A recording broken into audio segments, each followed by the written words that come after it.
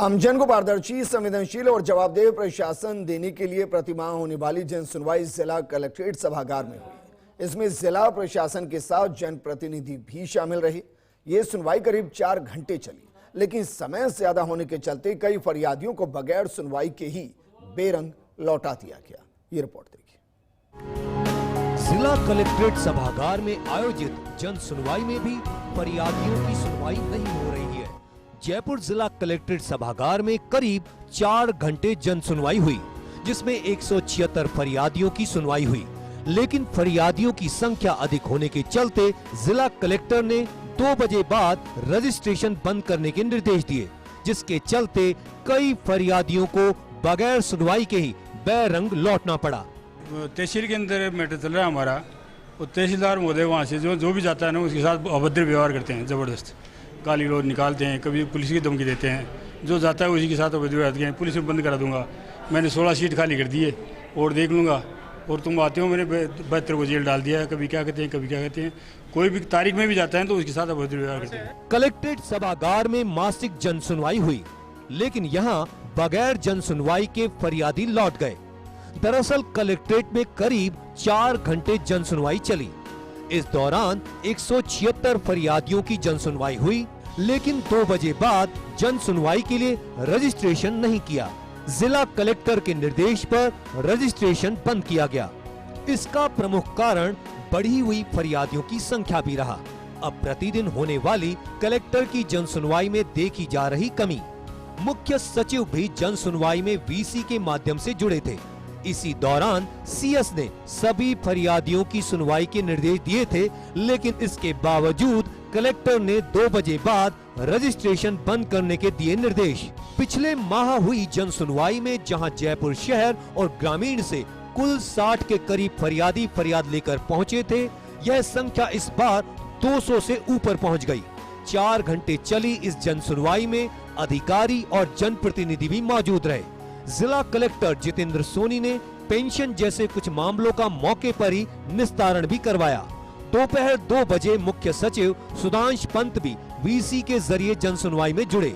उन्होंने जन सुनवाई के संबंध में फीडबैक लिया, साथ ही सभी फरियादियों की सुनवाई के निर्देश दिए। लेकिन जैसे ही मुख्य सचिव की वीसी खत्म हुई और जिला कलेक्टर ने रजिस्ट्रेशन बंद करने के आदेश दे दिए, जिसके चलते दूर दराज से पहुंचे फरियादी सुनवाई से वंचित रह गए और बगैर सुनवाई उन्हें बेरंग लौटना पड़ा। बढ़ी हुई फरियादियों की संख्या का एक बड़ा प्रमुख कारण यह भी माना जा रहा है कि प्रतिदिन जिला कलेक्टर और उपखंड अधिकारियों के कार्यालय में होने वाली जन सुनवाई भी नियमित तौर पर नहीं हो रही है, जिसके चलते फरियादी मासिक जन सुनवाई में पहुंचे हैं। क्लियर कट एडमिनिस्ट्रेटिव जुरिस्डिक्शन का कोई ओवरलैपिंग है।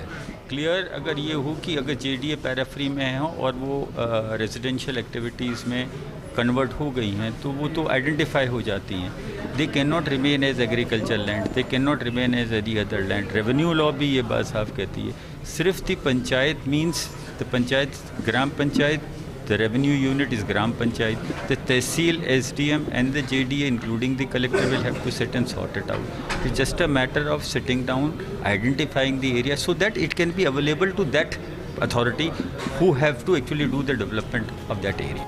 एक तरफ सांसद राव राजेंद्र सिंह ने जेडीए अधिकारियों की कार्यप्रणाली को लेकर सवाल उठाए, तो वहीं फरियादी भी समाधान के इंतजार में असंतुष्ट दिखे। जन सुनवाई में सर्वाधिक प्रकरण भूमि विवाद से जुड़े हुए आए। कहीं रास्ते पर अतिक्रमण तो कहीं गोचर भूमि पर अतिक्रमण से जुड़े। कालवाड़ के पचार में कुर्क भूमि पर फसल बोने और काटने के बावजूद कार्रवाई नहीं होने के मामले में फरियादी राम सिंह 7वीं बार मासिक जन सुनवाई में पहुंचे। वहीं दुर्गापुरा माधव नगर में पिछले 40 सालों से रह रहे लोगों के नामांतरण नहीं खोलने के मामले में फरियादी ने प्रशासन पर भ्रष्टाचार का आरोप लगाया। माधव नगर गैर निर्माण सोसाइटी पर हम वहाँ पिछले 40 साल से रह रहे हैं। 40 साल से हम वहाँ रह रहे हैं और वहाँ हमारी रजिस्टर लैंड पर, इसकी रजिस्ट्री की हुई है, रजिस्टर लैंड पर हम रह रहे हैं, लेकिन हमारा अभी तक रजिस्टर लैंड का ही न तो नामांतरण हुआ है और न जेडी से हमारा इसका पट्टा वगैरह हमको दिया गया है। मैं 7 बार आ चुका। जन सुनवाई में कोई सुनवाई नहीं होती है। कुड़क की भी मेरी ज़मीन है, जिसमें तहसीलदार कोई ध्यान नहीं देता।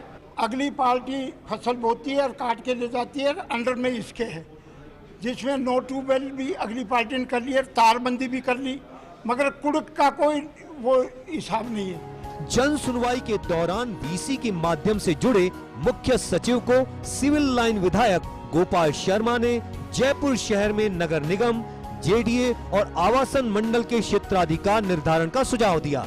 इसी दौरान मुख्य सचिव ने जिला कलेक्टर को निगम जेडीए के साथ चर्चा कर क्षेत्राधिकार निर्धारण के निर्देश दिए।